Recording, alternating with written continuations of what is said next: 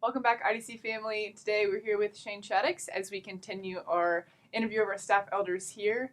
This is a real privilege for me as Shane is my direct report as pastor of discipleship. So we're just going to have a conversation about what he does here. He's grading me as we do this video. All right, so Shane, Yes. Tell us a little bit about your position here and what you do at IDC. Yeah, so I'm the pastor for discipleship, and I disciple people. I am basically have the privilege of overseeing a lot of our ministry efforts that do go towards discipling people, helping people grow in their faith. That includes things like our small groups, our college discipleship, our family discipleship, our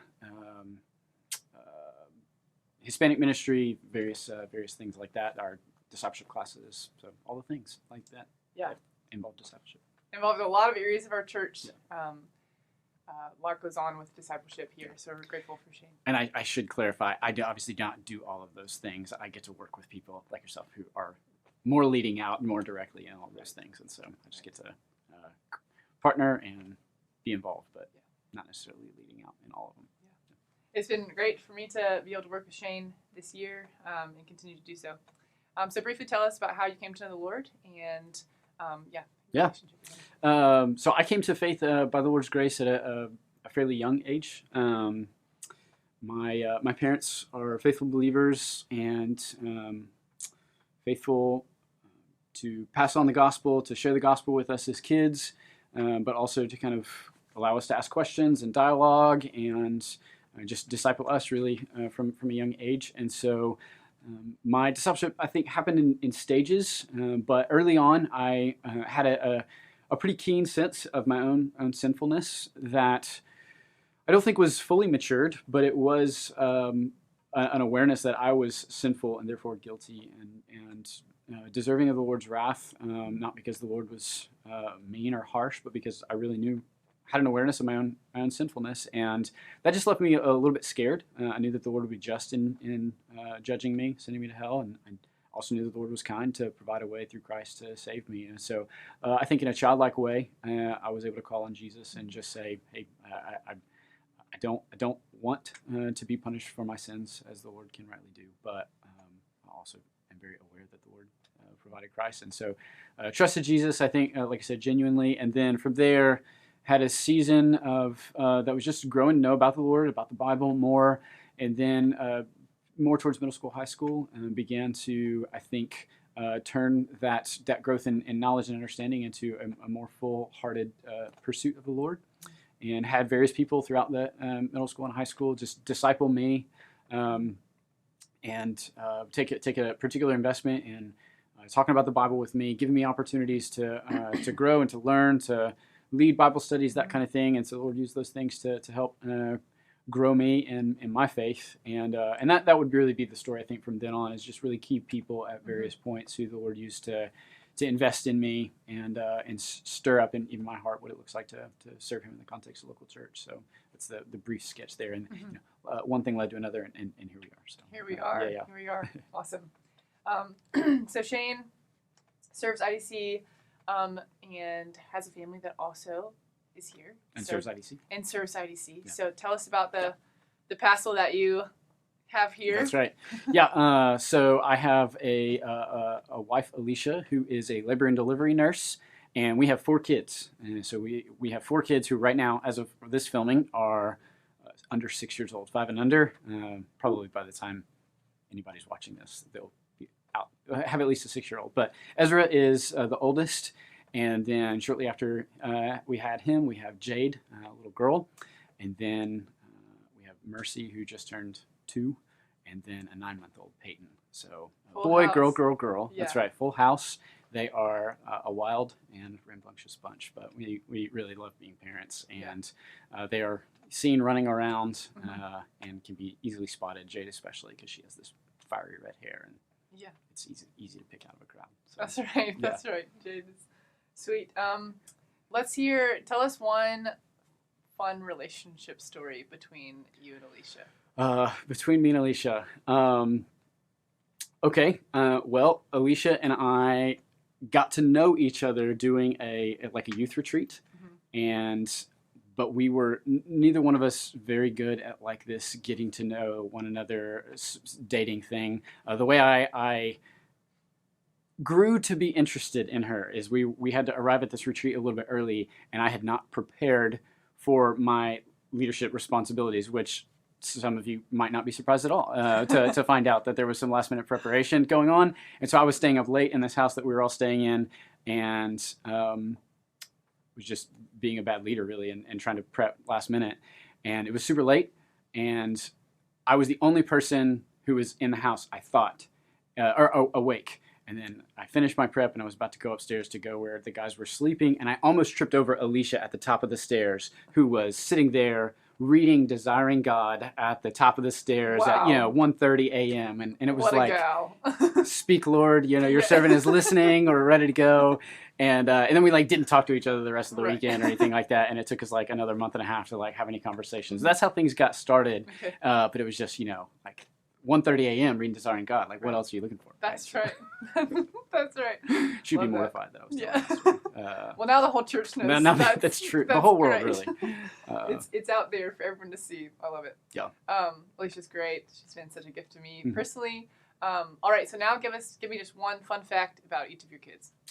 Oh my goodness. Okay. I don't know if this is a fun fact. This is really, I have to apologize for him, but Ezra is just like a miniature me. And so I have to try not to like project myself on him, but he's just me. Jade is our full of emotion and excitement 4-year-old right now. And Mercy is, she is a, she's going to watch this one day. I don't know. So she's delightful, and we love her, and she's 2, and she is going to have a really big personality, I think, and very opinionated. I think she's going to be opinionated. And then Peyton just has 3 teeth. That's her thing. Yeah. Loves black beans, though. Loves black beans. Loves to smear them all over her face. Every single time I go to the Shaddix's house, Peyton's eating black beans. Yeah. She will usually have crust from previous black bean experiences. Yeah. So. Where do we think the red hair comes from? We have no idea. Yeah. So it's somewhere, obviously, genetically, I guess it has to be there, but we have no idea. Yeah.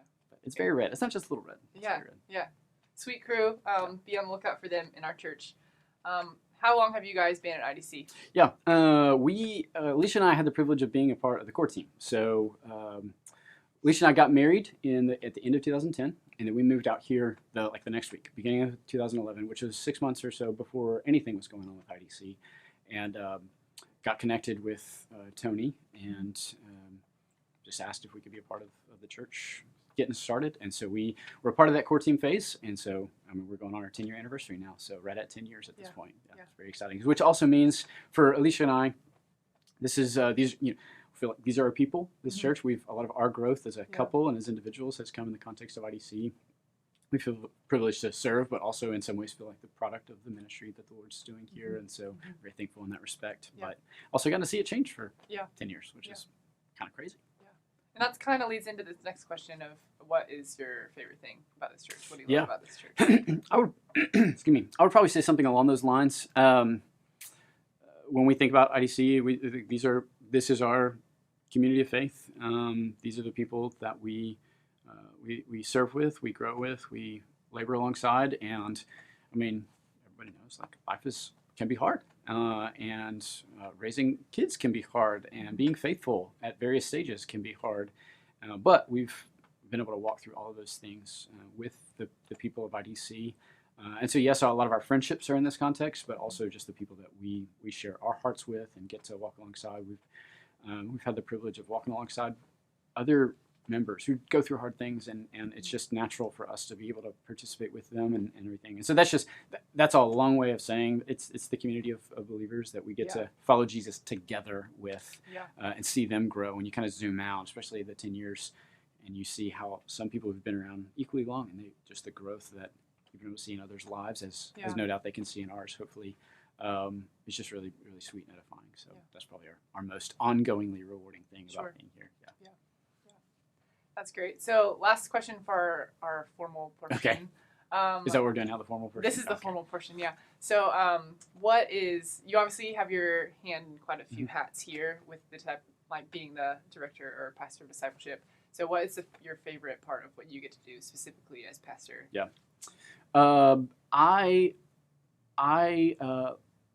I really enjoy the leadership development stuff that we get to do. And I think just by virtue of where we are and the church that the Lord's led people that the Lord has led to be a part of this church, we have the opportunity and the stewardship to help raise up leaders, whether it's missionaries or small group leaders or future pastors or just disciple makers.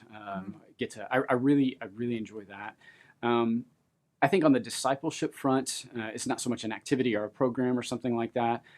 But I think one of the greatest joys I have is repeatedly finding myself in contexts where I get to instruct and remind people of that the Lord is just a loving Father. And I think it's easy for me to approach the Lord more as a judge or a taskmaster who's got a ledger of my good and bad.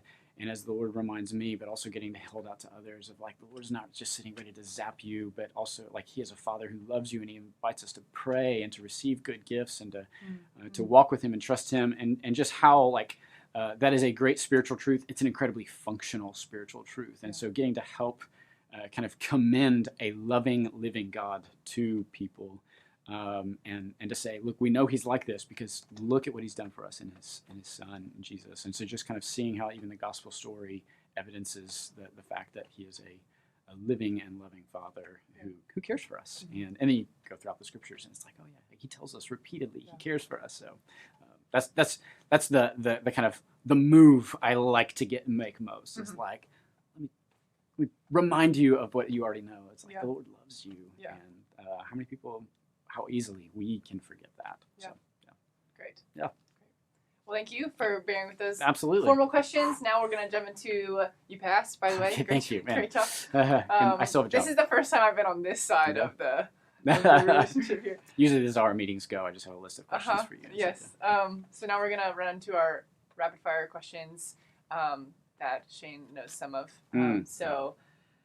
You and Alicia both like to camp, like to spend time outdoors. Yes. So what is one of your favorite camping stories that you have? This was before I knew Alicia, but my most adventurous camping story was my family growing up. We went camping, and we went to Colorado.